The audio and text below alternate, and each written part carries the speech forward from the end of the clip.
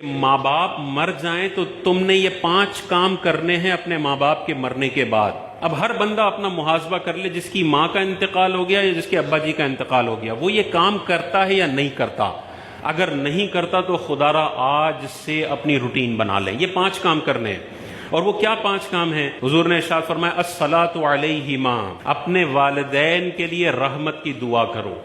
ہم اپنا محاسبہ کر لیں، پچھلے 6 مہینے کے اندر کبھی بھی منہ پہ یہ جملہ آیا یا اللہ میرے والدین کی قبروں پر تو اپنی رحمتوں کا نزول فرما؟ اگر آیا ہے تو آپ اس حدیث پر عمل کرنے والے ہیں، اور اگر نہیں آیا تو آپ کا شمار ان اولادوں میں ہوتا ہے جو بڑی احسان فراموش اولاد ہے۔ یہی ماں باپ تھے جنہوں نے پیمپر تبدیل کیے تھے، 25 سال تک ڈگا کیا تھا، شادیاں کروائی تھی، کاروبار سیٹ کر کے تمہیں ٹرانسفر کیا تھا۔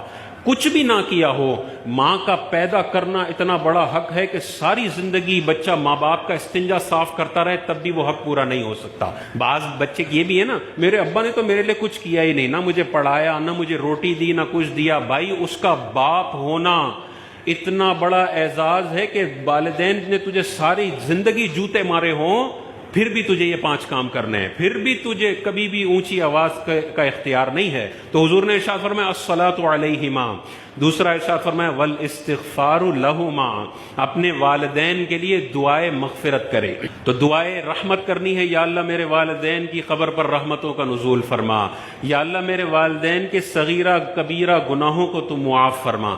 تیسرا ارشاد فرمایا وَإِنفَاذُ عُهُودِهِمَا، اور جو ماں باپ نے اپنی زندگی میں وعدے کیے ہوئے ہیں، جو ایگریمنٹس کیے ہوئے ہیں، جو عہد کیے ہوئے ہیں، ان کو نافذ کرنا یہ بچوں کی ذمہ داری ہے۔ یہ تیسرا کام بتایا۔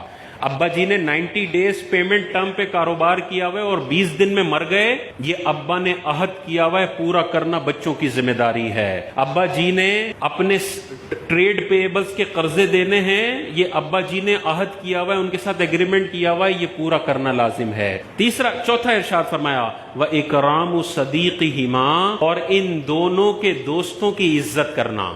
والد صاحب کے دوست آ جائیں تو بدھو بن کے سیٹ پہ بیٹھے نہ رہو، بلکہ ابا جی کا جیسے کھڑے ہو کے ادب کرتے تھے، ابا جی کا فرینڈ آ گیا، چاہے سگریٹ پیتے ہیں، چاہے بے نمازی ہیں، کچھ بھی ہے، کھڑے ہو جاؤ، اپنی سیٹ ان کو دو۔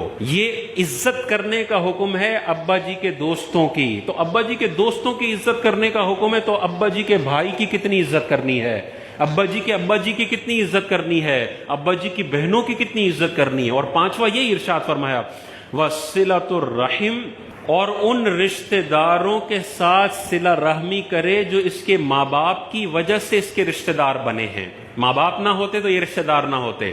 تو اس میں چچا بھی آ گئے، پپو بھی آ گئے، خالہ بھی آ گئے، ماموں بھی آ گئے۔ ابا جی کا انتقال ہوا تو یہ نہیں ہے کہ بس چچا کو اب ان کے حال پہ چھوڑ دیا، پھپھو کو ان کے حال پہ چھوڑ دیا کہ اب یہ جانے، ابا جی جانے، ابا جی تو چلے گئے، ہمارا تو ان کے ساتھ کوئی خاص تعلق نہیں ہے۔ نہیں، میں نے اپنے رشتہ داروں سے رشتہ جوڑ کے رکھنا ہے۔ انگریزوں کا یہ کلچر ہے کہ انٹی کو آئے ہوئے 3 سال ہو گئے، انکل کو آئے ہوئے 5 سال ہو گئے، کبھی فون پہ بھی رابطہ نہیں ہوتا۔ ان کے تو انٹی انکل کا پتہ بھی نہیں ہوتا نا، بعض اوقات ابا کا ہی پتہ نہیں ہوتا۔ اسلامی کلچر ہے جو آپ کو کہتا ہے جڑ کے رہو، چچا سے بھی جڑو، خالہ سے بھی جڑو، ماموں سے بھی جڑو، پھپھو سے بھی جڑو، بھتیجے بھانجوں سے بھی جڑو، ہر ایک کی خبر گیری کرو، بے حس نہ بن جاؤ، خود غرض نہ بن جاؤ کہ مال ہے تو بس میرا ہے اور میرے بچوں کا ہے۔ پھر جب یہ بندہ محتاج ہوتا ہے تو اس کے رشتہ دار بھی بولتے ہیں جیسے تو نے خود غرضی کا مظاہرہ کیا تھا، آج ہمیں بھی تجھے دینے کے لیے صرف ایک پروڈکٹ ہے اور اس کا نام ہے خود غرضی۔ جو بندہ ساری زندگی خود غرض، صرف اپنے اوپر مال خرچ کرنے والا بخیل انسان ہو، جب یہ اپنے بستر مرگ پر پڑا ہوتا ہے تو کوئی عیادت کرنے بھی نہیں آتا۔